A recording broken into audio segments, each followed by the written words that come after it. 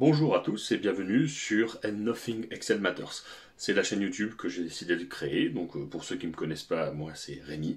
Voilà, j'ai décidé de traiter comme sujet pour cette première vidéo Power Query, qui est un outil d'aide sur Excel de transformation de données, et on va voir comment on va créer une fonction personnalisée dans Power Query et pour l'utiliser ensuite. Voilà, à tout de suite pour la démo. Aujourd'hui, on va voir comment on va créer une fonction avec l'éditeur Power Query. Alors, j'ai pris ici comme exemple un tableau avec 3 colonnes, une colonne avec mes prestations, leur prix et leur taux de TVA. Il y a un taux de TVA qui diffère en fonction des prestations. Tout ce qui est vente, c'est du 20%, service à domicile 10% et fruits et légumes 5,5%. Alors, certes, on pourrait faire une formule dans Excel, mais Power Query, c'est vraiment l'outil à maîtriser et la création d'une fonction fait partie des choses qui peuvent vous être utiles. Donc, on va voir ça tout de suite. Pour créer une fonction avec Power Query, on va d'abord devoir entrer dans Power Query. Donc, il y a plusieurs moyens. Moi, ici, j'ai fait... On clique sur Données. On peut cliquer sur Obtenir des données à partir d'autres sources, à partir de tableaux ou d'une plage. Il y a un petit raccourci qui existe là, à partir de tableau ou d'une plage. Créer une nouvelle requête à partir du tableau, de la plage nommée ou du tableau sélectionné dans ce classeur. Sachant que si des données ne font pas partie de l'une de ces données déjà, elles seront converties en tableau. Donc le mode tableau fera l'objet d'une vidéo à part entière. Et ce qui est encore mieux, vous pouvez mettre ici dans votre barre d'accès rapide le petit raccourci obtenir des données. Voilà, vous pouvez faire ça. Et donc là, je vais cliquer à partir de tableau ou d'une plage. Là, ici, il me dit, comme c'est pas un mode tableau, il me dit je vais créer un tableau. Mon tableau comporte des en-têtes, donc oui, c'est bien celle-ci. Et il a repéré automatiquement que mon tableau va de la cellule A1 à la cellule C4. Donc je fais OK. Me voilà dans l'éditeur Power Query où je retrouve donc le tableau qui a été créé et ici dans le champ des requêtes. Donc les requêtes, ce sont tous les fichiers que l'on a chargés. Donc au lieu de tableau 1, moi je vais le mettre simplement dans le tableau et je vais le renommer, prestation. Et maintenant je vais vouloir créer une fonction. Sachant que, certes, on pourrait ajouter une colonne personnalisée en disant tu mets le prix plus le prix fois la TVA divisé par 100, mais on va pas faire ça parce que c'est pas le but de la vidéo et surtout c'est pour vous permettre d'avoir une petite notion technique de Power Query sur la création de formules. Alors c'est parti. Plusieurs moyens. On peut ici dans Accueil aller dans Nouvelle source, Autre source, requête vide. Et ce qui est encore plus rapide, ici dans la partie noire, je vais cliquer droit, Nouvelle requête, Autre source, requête vide. Là, j'ai une nouvelle requête que je vais tout de suite renommer formule personnalisée. Première chose que je vais faire, et ici, je vais aller donc dans l'éditeur avancé. Voilà, j'atterris donc dans l'éditeur avancé où j'ai let, source, in source. Alors ça, c'est la norme de codage du langage M de Power Query. Ça commence par un let et ça finit par in, sachant qu'après le in, ce sera toujours le dernier argument, autrement dit, là où on va s'arrêter. On verra plus tard dans une autre vidéo, quand on fait des manipulations sur une table, dans les étapes appliquées ici à droite, c'est bien le in source, en fait, ce qu'après le in sera toujours ce qui sera en dernier ici dans les étapes. Maintenant, concentrons-nous sur la formule. Comme je veux le prix TTC et que le prix TTC sera certainement le nom de ma colonne, je ne vais pas nommer cette formule prix TTC, mais plutôt formule TTC. Donc là, ce que je vais faire, je vais indenter, appuyer sur Shift pour aller à la ligne, pour sauter quelques points. Pardon, c'est ce que je voulais dire. Et là, je vais dire formule-8 TTC égale, et là, en fait, je vais lui donner les arguments de ma formule. Prix as number, ça veut dire je veux un argument qui s'appelle prix et dont le type est un nombre.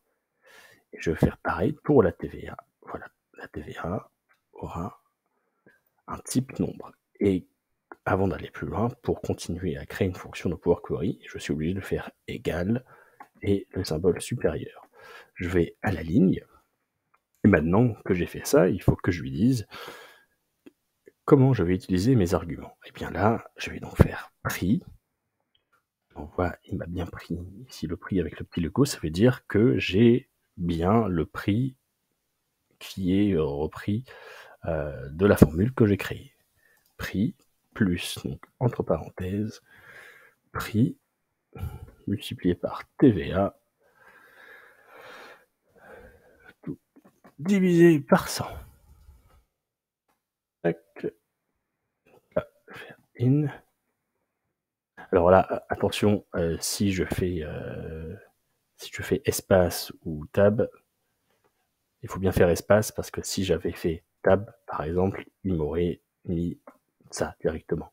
Et c'est pas ce qu'on veut. Hein, donc, prudence avec ça.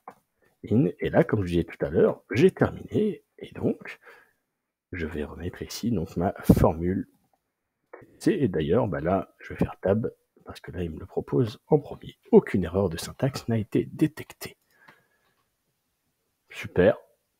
Et mon étape appliquée, c'est bien formule TTC. Alors, je pourrais la tester ici. Mais du coup, ce que je vais faire, moi, je vais directement la tester là. Donc, je vais aller dans Ajouter une colonne. Et ici, appeler une fonction personnalisée. J'ai l'éditeur qui arrive. Donc, nouveau nom de colonne, c'est là où moi, je veux le prix TTC. Et en requête de fonction, voyez-vous, il me propose là la formule personnalisée. Là, j'ai le choix entre choisir soit un nombre décimal ou un autre colonne. Pour les arguments, bien entendu, moi je vais mettre des noms de colonnes vu qu'elles sont présentes. Là, il n'est pas content parce que j'ai encore rien saisi, mais je vais remédier à ça tout de suite. Donc ici, je vais mettre le prix hors taxe et pour la TVA, la TVA. Et voilà, j'ai donc mon prix TTC qui a été créé. Et ici, je vois, il y a un arrondi que je vais vouloir changer. Donc pour faire ça, je vais dans transformer et en arrondi à 2 décimales. Et vous voyez, en étape à appliquer, la dernière chose qui met, c'est arrondi. Là, ce que je pourrais faire ici, donc fonction personnalisée appelée, je pourrais éventuellement renommer ma requête. Si quelqu'un passe derrière moi ou qu'on veut comprendre ce qui a été fait, mettre formule de prix TTC utilisée. Voilà, ce sera plus parlant. Tac, ok.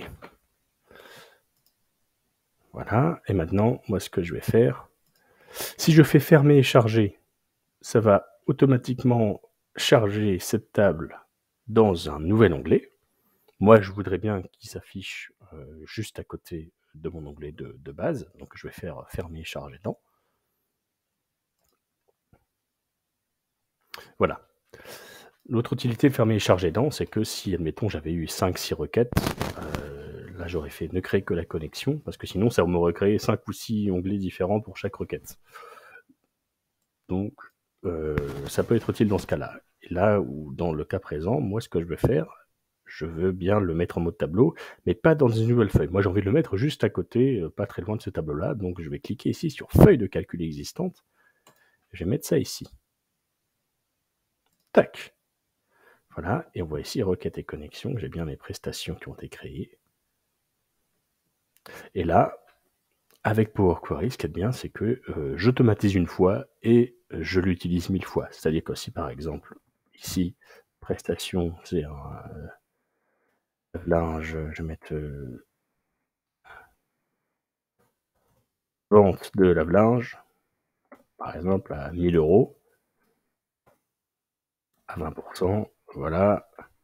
Et bien ici, tout ce que j'ai à faire, c'est actualiser. Donc, plusieurs choses. Soit je clique sur actualiser, ou sinon après, j'ai toujours la possibilité de faire un petit F5. Voilà, bon, moi, j'ai fait actualiser. Et là, on voit, ça m'a rajouté la ligne vente lave-linge 1020, et ça m'a rajouté donc le prix en TTC directement.